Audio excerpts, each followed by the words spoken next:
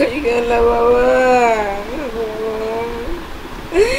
তুমি 5 মিনিটের কথা কয়ে বাইরে গেল করতে, আমি আসতেছি, আর তো এলো না বাবা। 5 মিনিটের মধ্যে আসছি বলে ঘর ছাড়া বাচ্চাটি আর ফেরেনি মায়ের বুকে। একমাত্র সন্তানের জন্য মিনিট কয়েকের সেই অস্থিরতা এখন মায়ের জন্য সারা জীবনের না পাওয়া আক্ষেপ। ব্যস্ত যাওয়া যাইব, ঘরে বসে থাকলে লাভ নাই। আমার ভাইয়েরা মারতেছে, সব দেহ রক্তে দুনিয়া পয়সা যাইতেছে। মা, তোমার কি একটু মায়া লাগে না?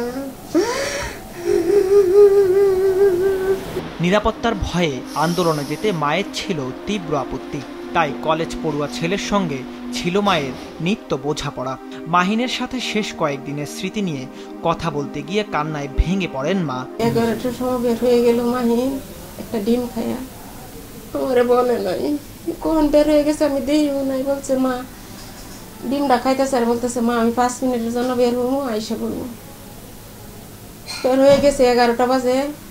আধা ঘন্টা পরে আমি বলতেছি মাহিন গেছে তো, আধা ঘন্টা হয়ে গেল, 5 মিনিটের কথা বলছে, একটা ফোন দেও। তার বাবারে বললাম, তার বাবা ফোন দিয়েছে, ফোনটা বাজছে, আর একজনের ধরছে। দুইটা বলছে যে মাহিন কি লাগে ওনার? আমার ছেলে কই মাত্র গুলি খাইছে, আমরা বাংলাদেশ মেডিকেল নিতেছি, আপনারা আসেন। 4 আগস্ট সকালে উত্তরার আজমপুরে প্রতিদিনের মতোই মিছিলে যায় মাহিন। ক্ষমতাসীন দলের কর্মীদের ছোড়া গুলিতে আহত হয় মিছিলের শুরুতেই থাকা মাহিন। মাথায় ও চোখে গুলিবিদ্ধ মাহিনকে ঘণ্টা খানেকের চেষ্টার পর উদ্ধার করে হাসপাতালে নেয় সতীর্থরা। ছাত্রলীগের যুবলীগের পোলাপান মাহিনরে গুলি চালায় আন্দোলনগত অবস্থায়। গুলি চালানোর পরে 2টা ছেলে পড়ে যায়। পড়ে যাওয়ার পরে পুলিশ ওখানে ছিল, পুলিশটা কোনো রিয়াকশনে নেই, কোনো কিছু করে নাই। পরে আমরা যে উদ্ধার করতে যাব তখন ওরা গুলি চালায়। পরে আমরা ওদের কাছে ক্ষমা হাতে পায়ে ধইরা কোনো রকম নিজের জীবন বাঁচিয়ে রেখা আমরা মাহিন আর ওই একটা ছেলেকে আমরা বাংলাদেশ মেডিকেলে নিয়ে আসি। বাংলাদেশ মেডিকেল নিয়ে আসার পরে আমরা দুজনকে আপাতত ট্রিটমেন্ট দেয়, ওখান থেকে যে ট্রিটমেন্ট দেয় আমরা ট্রিটমেন্ট দেই। ট্রিটমেন্ট দেওয়ার পরে আমি মাহিনকে ঢাকা মেডিকেল উদ্দেশ্যে নেওয়ার পথে রওনা দিই। রওনা দেওয়ার সময় ছাত্রলীগ যুবলীগের পোলাপান আমাদের ওই গাড়িতেও হামলা চালায়। পরে ওখানে নিতে পারি না, পরে ওখান থেকে আরেকটা মেডিকেল আছে, ওই মেডিকেলে আমরা নিয়ে যাই। চিকিৎসকের নির্দেশে হাসপাতাল থেকে হাসপাতালে ছোটে মাহিনের পরিবার। তবে শত চেষ্টার পরও শেষ রক্ষা হয়নি।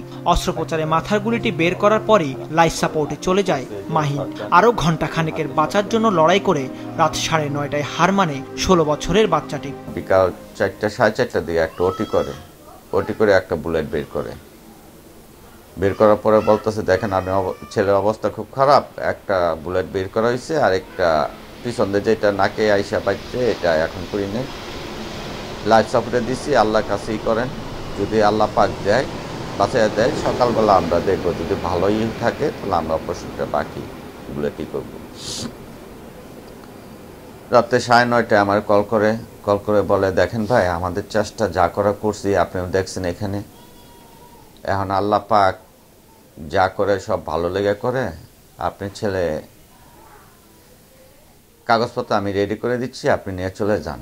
সঙ্গীতার খেলাধুলোয় ছিল মাহিনের তীব্র আগ্রহ, আর বাবার পরিকল্পনা ছিল উচ্চ শিক্ষা নিতে ছেলে যাবে ইউরোপে। সাধ আর স্বপ্ন কোনোটি পূরণ হলো না বাপ ছেলে কারোরই। সন্তানের লাশ বাবার কাঁধে উঠলে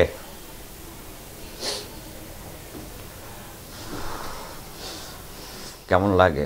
আমার খুব ইচ্ছা ছিল ছেলেরে আমি দেশে রাখবো না। আমার পোল্যান্ডের অ্যাপার্টমেন্ট পাইছি, আমি পোল্যান্ড এম্বাসিতে পাসপোর্ট জমা দেবো, কলকাতা পোল্যান্ড যাবো, 5 বছর কন্ট্যাক্ট ওয়ার্ক পারমিটে। 2 বছর পর্যন্ত আমি বাংলাদেশে লেখাপড়া করায় বাইরে নিয়ে বাকি 2 বছর করে সেটেল করে দিয়ে আইসব। আজকে সব আমার আশা ভরসা সব নষ্ট করছে। একমাত্র সন্তানকে হারিয়ে অসহায় বাবা মায়ের জীবনে এখন কেবলই শূন্যতার হাহাকার। একমাত্র চাওয়া সন্তান হত্যার সুনির্দিষ্ট বিচার। দাউদ হাসান, মাছরাঙা সংবাদ, ঢাকা।